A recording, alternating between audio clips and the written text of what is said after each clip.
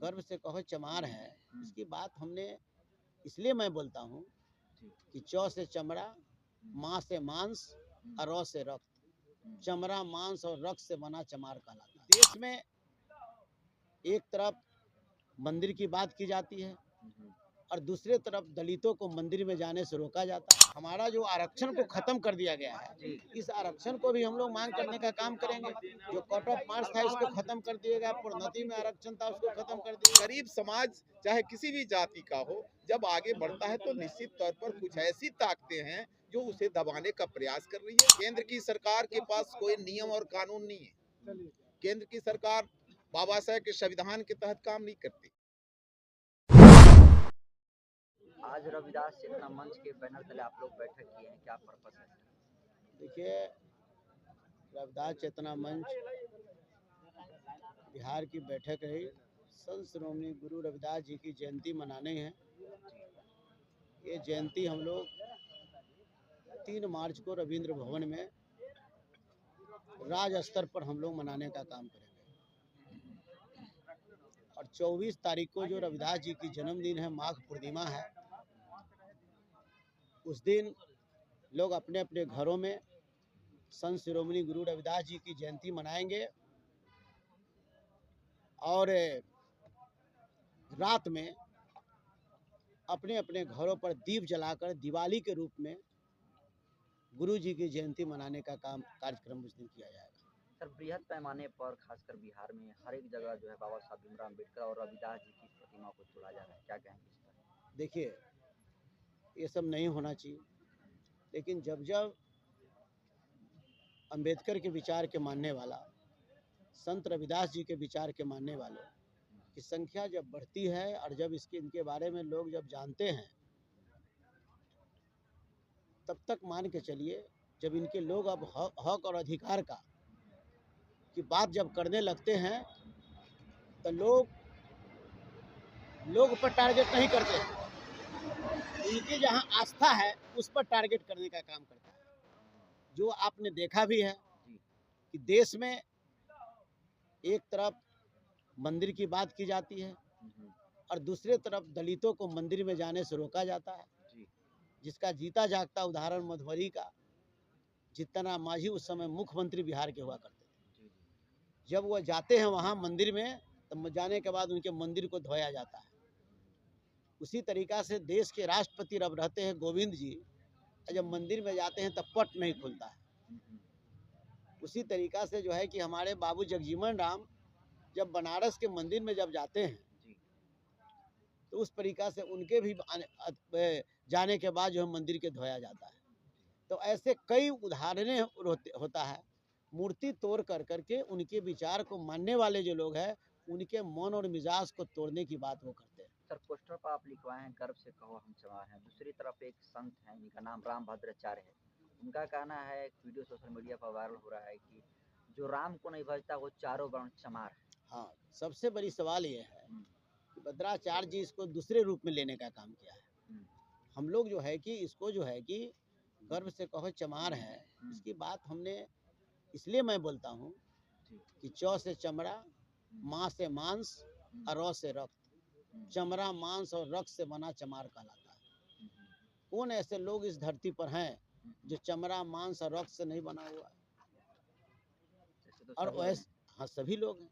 वैसे परिस्थिति में वो जो भद्राचार्य जी ने बोला है, उनके थोड़ा कहने का जो तौर और तरीका था वो अच्छा नहीं था। तो आपके हिसाब से तो सभी लोग चमार हैं सर? हम क्या कहें, चौ से चमड़ा, माँ से मांस, रक्त से रक्त। जिन लोगों में ये चीज है, इसलिए हम लोग गर्व से कहो चमार हैं। क्या संदेश दीजिएगा रविदास जयंती को लेकर? रविदास जयंती के अवसर पर हम ये कहना चाहते हैं कि संत किसी की जाति के नहीं होते। संत का विचार ऊंचा होता है। संत जो है जन जन के होते हैं, सभी के होते हैं और सभी के विचार में वो समाहित होते हैं। संत में कोई जाति, बिरादरी, धर्म से हम उनको बांध नहीं सकते। वो सबके लिए है। उनका जो उपकार, उनका जो उपदेश सभी के लिए होता है। तो फिर क्यों चमार जाति के लोग ही ज्यादा मनाते हैं? वो तो मान लेते हैं, ऐसा कुछ नहीं है। सभी जाति के लोग इनको मानते हैं, मनाते हैं। और कार्यक्रम में लोग आते हैं और जाते रहते हैं। धीरे धीरे जब हुआ था, जी जी जिस तरह का हालात बनी हुई थी इस देश की, उस हालात के हिसाब से जो अपने लोग होते थे, उनको लोग जो है कि धीरे धीरे उनसे माने करते रहते थे, काम को करवाते थे। अब उस तरीका से अपना जो है कि अपने अपने पूर्वजों को लोग याद करते थे, तो अपने अपने पूर्वज को लोग याद कर रहे हैं। इसी बहाने लोग जो है कि दूसरे दूसरे भी इसको जो याद करने लगते थे। पहले भी बाबा साहब भीमराव अम्बेडकर को शेड्यूल कास्ट के लोगों ने ही स्टार्ट किया, अब सभी लोग इनको करने लगा।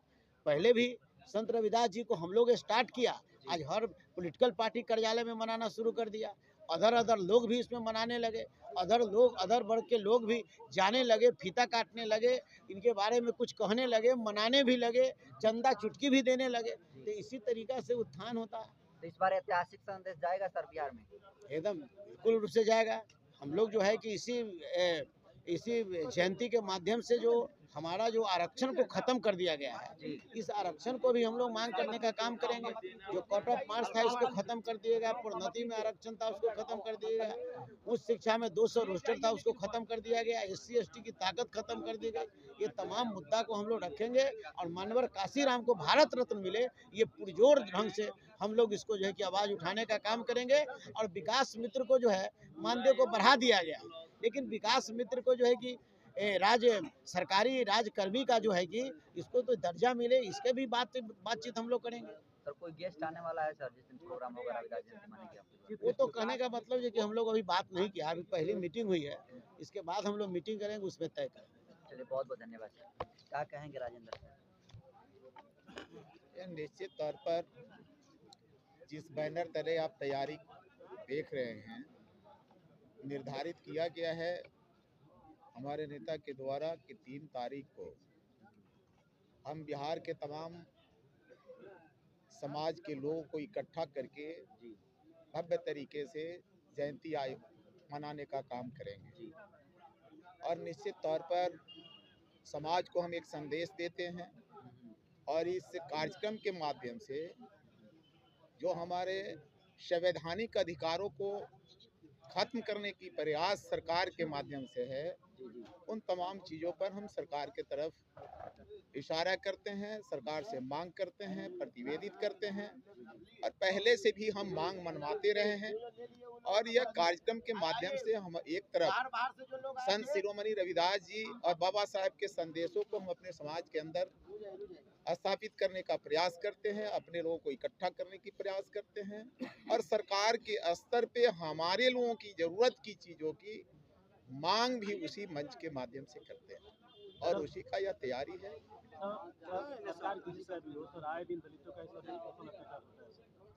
निश्चित तौर पर आपके बात सवाल से हम इतर नहीं जा सकते, कारण कि हमें एक चीज दिखा है कि पहले के सामाजिक जो विषमताएं थी, सामाजिक पिछड़ेपन जो हमारे समाज की थी, निश्चित तौर पर सामाजिक रूप से हमारे लोग आगे बढ़े हैं। और जब आगे हमारे लोग बढ़ते हैं तो जो मनुवादी विचारधारा के लोग हैं, जो हमारे समाज के दुश्मन लोग हैं, वैसे लोग कोशिश निश्चित तौर पर कर रहे हैं मेरे समाज को दबाने का।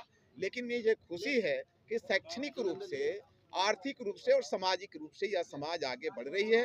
गरीब समाज चाहे किसी भी जाति का हो, जब आगे बढ़ता है तो निश्चित तौर पर कुछ ऐसी ताकतें हैं जो उसे दबाने का प्रयास करती है और उसी कड़ी में हमारे समाज को भी लोग दबाने का प्रयास करते हैं। निश्चित तौर पर शोषण और अत्याचार से रोकने के लिए हम लोग लगातार प्रयास कर रहे हैं। संगठित होना पड़ेगा, शिक्षित होना पड़ेगा और संगठित होकर के उन शक्तियों के खिलाफ आंदोलन करना पड़ेगा जो हमारे लोग के खिलाफ अत्याचार और अनाचार कर रहे हैं। सर लाल कृष्ण आडवाणी को भारत रत्न मांगने की मांग उठी है, तो इसको लेकर आप क्या कहेंगे? देखिए, ये तो आप समझ सकते हैं, केंद्र की सरकार के पास कोई नियम और कानून नहीं है। केंद्र की सरकार बाबा साहब के संविधान के तहत काम नहीं करती, तो निश्चित तौर पर जो भारत रत्न देने का जो मापदंड है, उस मापदंड से इस देश के सरकार को कोई मतलब नहीं है, वह किसी को दे सकती है।